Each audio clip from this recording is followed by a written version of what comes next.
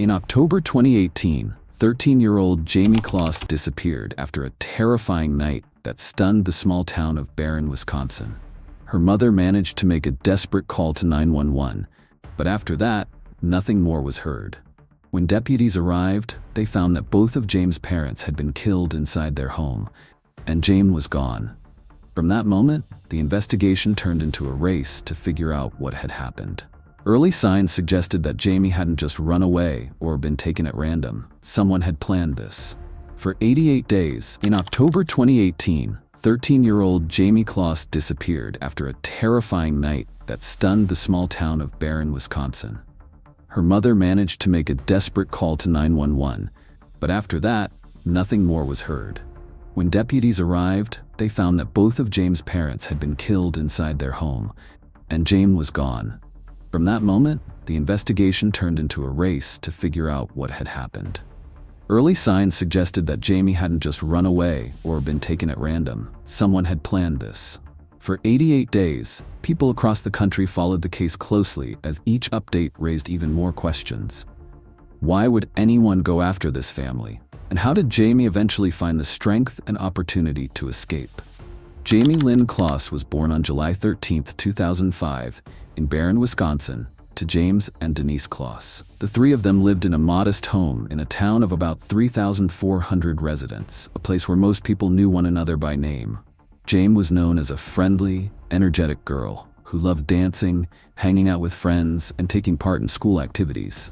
James, 56, and Denise, 46, were longtime employees at the Jenny O turkey store.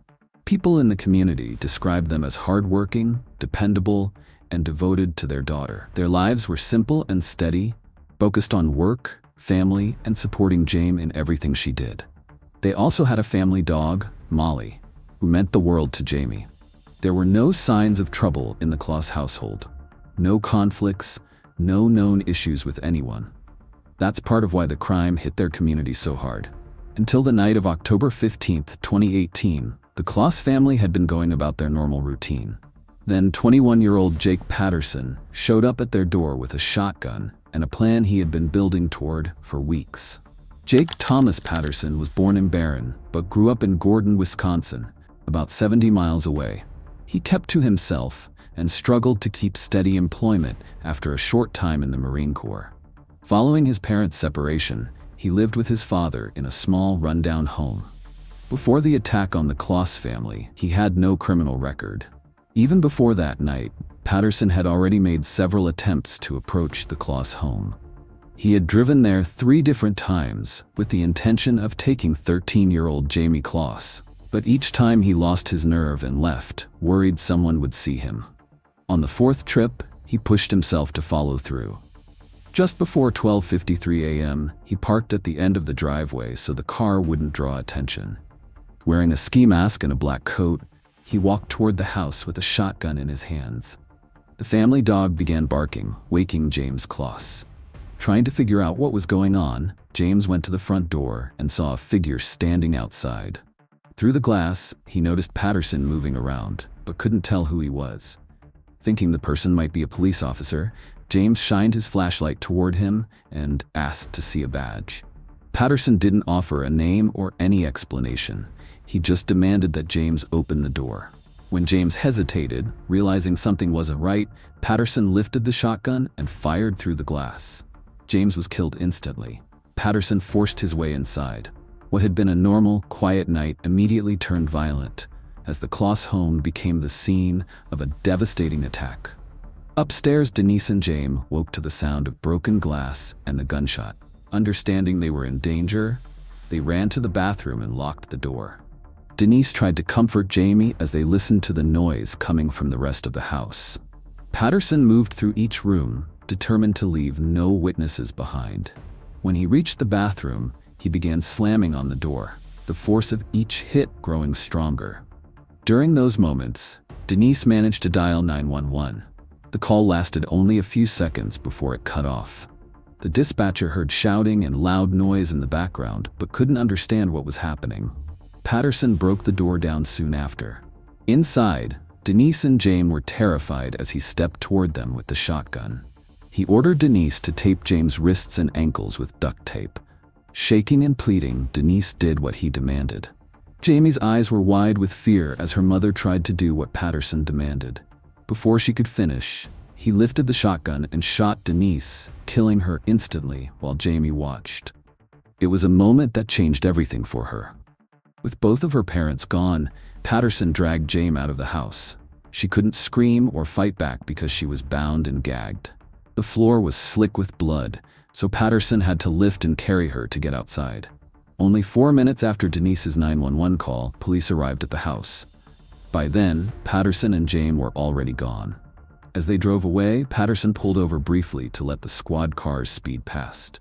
The officers had no way of knowing that the person they were searching for, and the man responsible, were right next to them on the side of the road. Back at the home, deputies discovered Jayme's and Denise's bodies.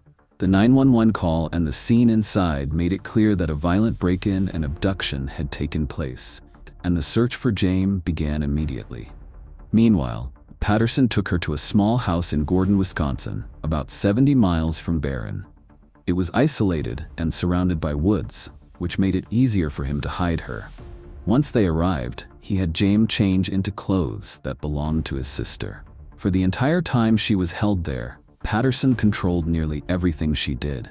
He kept her under his bed, surrounded by storage bins and heavy objects that formed a kind of barrier. She often had to stay there for long stretches, sometimes as long as 12 hours, with no food, water, or access to a bathroom. Whenever he left the house, he turned music up loud so no one would hear her. When someone came to the property, like his father, Patterson rushed to hide her and warned her not to make a sound. He believed that fear alone would keep her from trying to get away. There was one moment when Jayme accidentally shifted one of the bins that blocked her in. Patterson noticed and hit her with a curtain rod, reinforcing the threat of what would happen if she tried to escape again. Even though Jayme went through both physical and emotional abuse, she never stopped looking for a way out. She stayed quiet and waited for a moment when Patterson might slip up, knowing she would only get one real chance to run. After 88 days in captivity, that moment finally came on January 10th, 2019. Patterson had locked her under the bed as usual, stacking heavy bins and other objects in front of it. But this time, before leaving, he mentioned he would be gone for a while. Jayme realized this was her chance. As soon as he was out the door, she pushed the bins aside as quickly as she could. Every move she made was focused on getting out of that house. She ran outside into the freezing cold, wearing only a light shirt, leggings, and Patterson's shoes. No coat, no gloves. She just ran. While she was out on the road, Jean Nutter, who was walking her dog Henry, spotted her. Jean recognized her immediately from the news and went toward her. Out of breath and still in shock, Jayme told her, "My name is Jayme Kloss. They were killed and he took me." Jean brought her to the nearby home of Kristen and Peter Kaczynskis, where they called 911. Jayme stayed calm, but it was clear she was overwhelmed and unsure of what to do after everything she'd been through. For the first time in 88 days, she was in a place where she could finally feel safe. Deputies arrived quickly and moved her away from the area to protect her. She gave them detailed information about Patterson and his car, details that helped officers find him within minutes.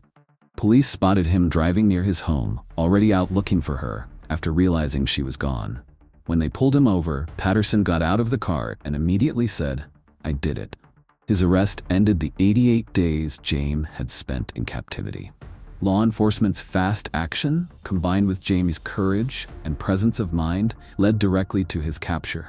Later, during questioning, Patterson admitted to killing Jayme and Denise Kloss and holding Jayme hostage. He also explained that he first noticed Jayme in September 2018 while driving to work. He first noticed Jayme while seeing her get on a school bus, and for reasons he never clearly explained, he decided she was the person he wanted to abduct. Patterson had no criminal history and no connection to the Kloss family. Yet, he still put together a plan to take her. Later, he claimed the whole thing was a spur-of-the-moment decision instead of something he had prepared for, which only added to the confusion surrounding the case. Investigators and the community struggled to understand how someone with no personal tie to Jayme could choose her at random and carry out something so violent. The entire town of Barron was shaken by what happened, but people came together to support Jayme in any way they could. Local businesses and residents offered help, donations, and messages of encouragement. Hormel Foods, which owns the Jennie-O plant where James and Denise worked, awarded Jayme $25,000 to acknowledge her strength and resilience. That outpouring of support became an important part of her recovery. Jayme's determination to survive and the courage she showed throughout her escape became a source of hope not only for Barron but for many people who followed her story. On January 14, 2019, Patterson was formally charged with 2 counts of first-degree intentional homicide and 1 count of kidnapping. Because of the seriousness of the crimes, his bail was set at $5 million. In March of that year, he wrote a letter to a reporter saying he felt remorse for what he'd done and planned to plead guilty so Jayme and her family wouldn't have to go through a trial. Patterson kept his promise to plead guilty.